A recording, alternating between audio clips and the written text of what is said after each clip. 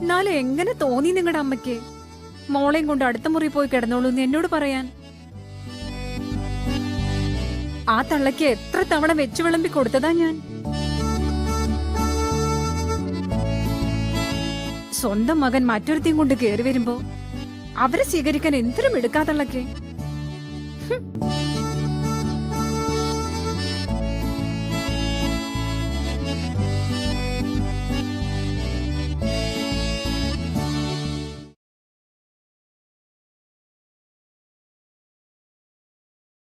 അവളുടെ കൂടെ നിൽക്കുമ്പോ മധുട്ടൻ വീണ്ടും ചെറുപ്പായതുപോലെ.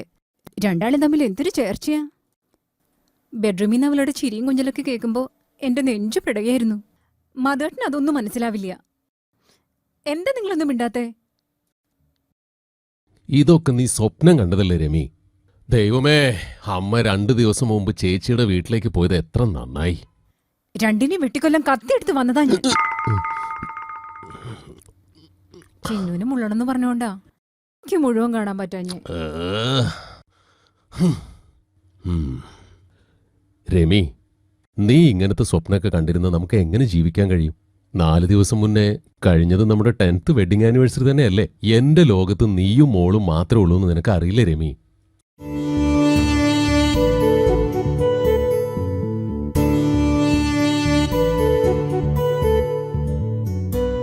അതെനിക്കറിയാം മധുട്ടാ. എന്നാലും മധുട്ടൻ ഇടയ്ക്കിടയ്ക്ക് അങ്ങനെ പറയണം. എന്ത്?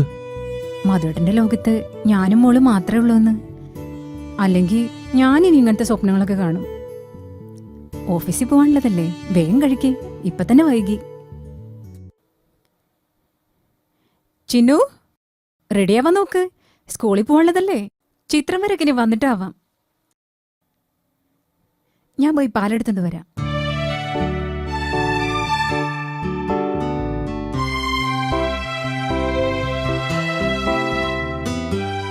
രമി, സമയം പോകുന്നു, ഒന്ന് വേഗം നോക്ക്. ദേ വന്നു മധുട്ടാ.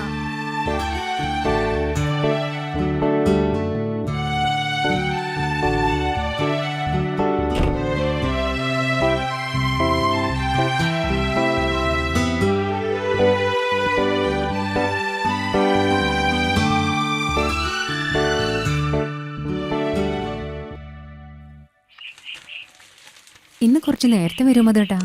എന്തിനാ? ഇന്നലത്തെ സ്വപ്നത്തിന്റെ ബാക്കി പറഞ്ഞ് തല്ലുണ്ടാക്കാനാ?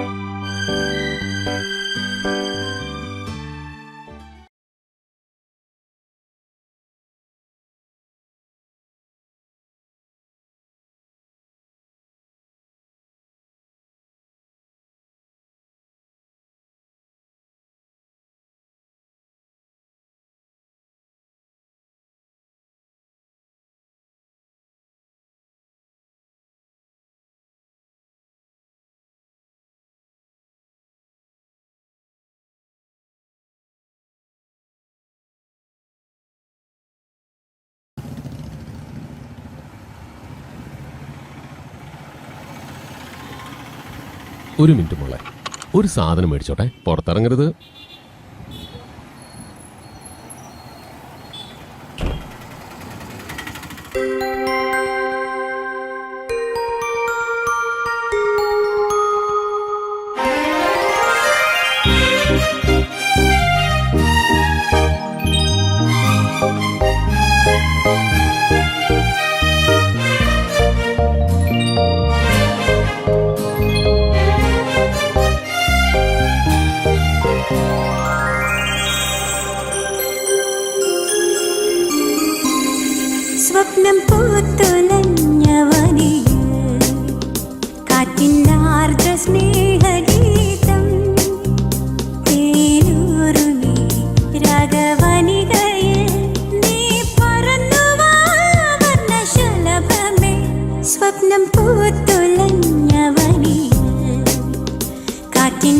കാറ്റിനാർദ്ര സ്നേഹഗീതം തേനൂറുമീ രാഗവനികയിൽ നീ പറന്നു വാ വർണ്ണശലഭമേ.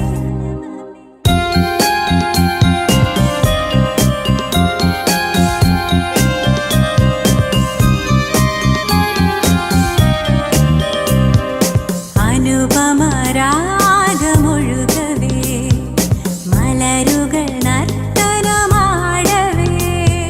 കനവുകൾ തുന്നിയ ചിറകുകൾ വീശിയാടുകയെന്നോമൽ ശലഭമേ. സ്വപ്നം പൂത്തുലഞ്ഞവനിൽ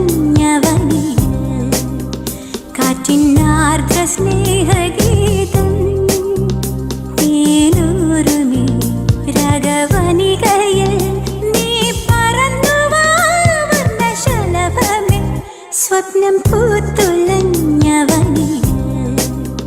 കാറ്റിനാർദ്ര സ്നേഹഗീതം തേനൂറുമീ രാഗവനികയിൽ നീ പറന്നു വാ വർണ്ണശലഭമേ.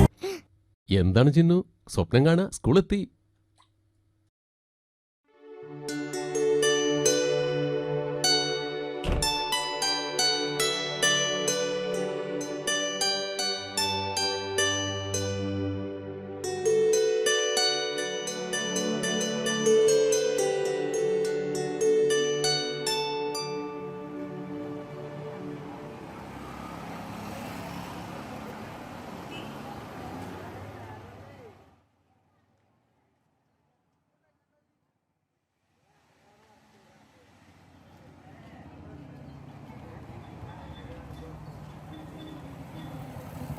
ഹലോ.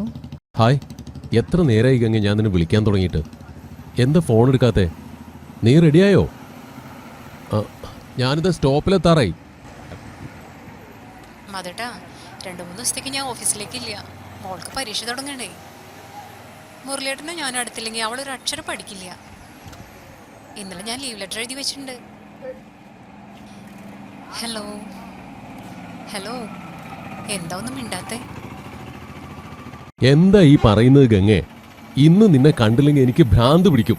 വീട്ടിൽ നിന്ന് ഇറങ്ങുമ്പോൾ നിന്നെ ഒന്ന് കാണാൻ പറ്റുമല്ലോ എന്നത് മാത്രമായിരുന്നു എൻ്റെ ഏക ആശ്വാസം. അതിനിപ്പോ എന്താ ഉണ്ടായ മധുവേട്ടാ? ഇന്നലെയും കൂടെ നമ്മൾ കണ്ടതല്ലേ. എന്താ ഉണ്ടായതെന്നോ? വീട്ടിലിരിക്കുന്ന ആ മന്ദബുദ്ധി എന്നെ കൊന്നില്ല എന്നേ ഉള്ളൂ. അവൾ ഇന്നലെ എന്തോ സ്വപ്നം കണ്ടുപോലും. ഞാൻ വേറൊരുത്തിയുമായി വീട്ടിലേക്ക്. ഛേ, നമ്മളിനി സൂക്ഷിക്കണം കേട്ടോ. അവൾക്ക് എന്തോ സൂചന കിട്ടിയതുപോലെയാ.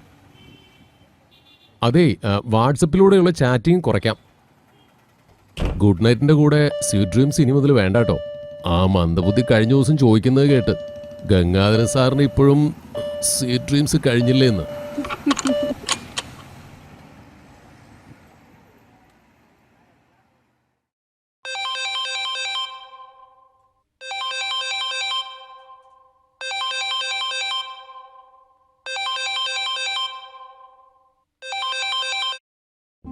ഹലോ.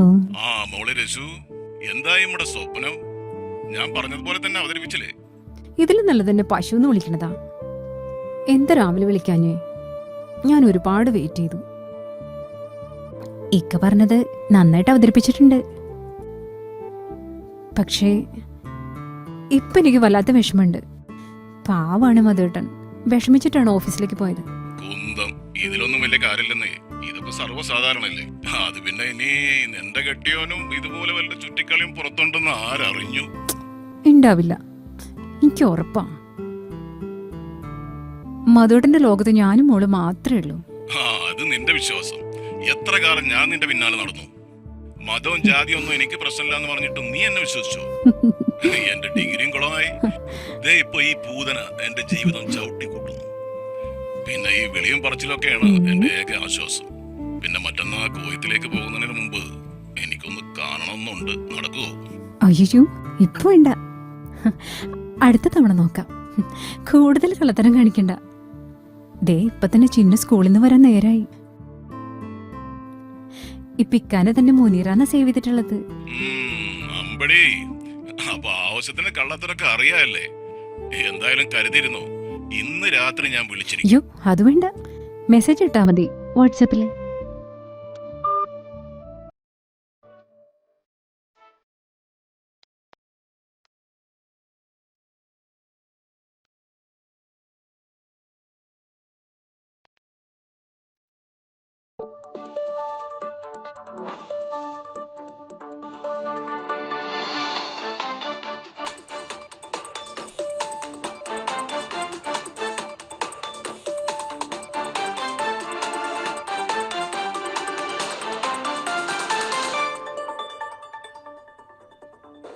അമ്മേ, നമുക്ക് പോയി ഉറങ്ങാം. 9:30 ആയുള്ളൂ. മോള് പോയി കിടന്നു. അമ്മേനെ ആ മുനീറ ടീച്ചർ വിളിക്കുന്നു പറഞ്ഞിട്ടുണ്ട്, സ്കൂൾ യൂത്ത് ഫെസ്റ്റിവലിന്റെ കാര്യം പറയാൻ.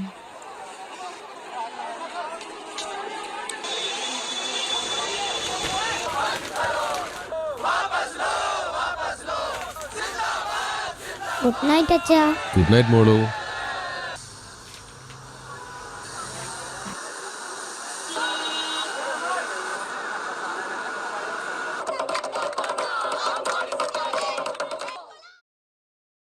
രമി, ബാക്കി നാളെ ആവാം.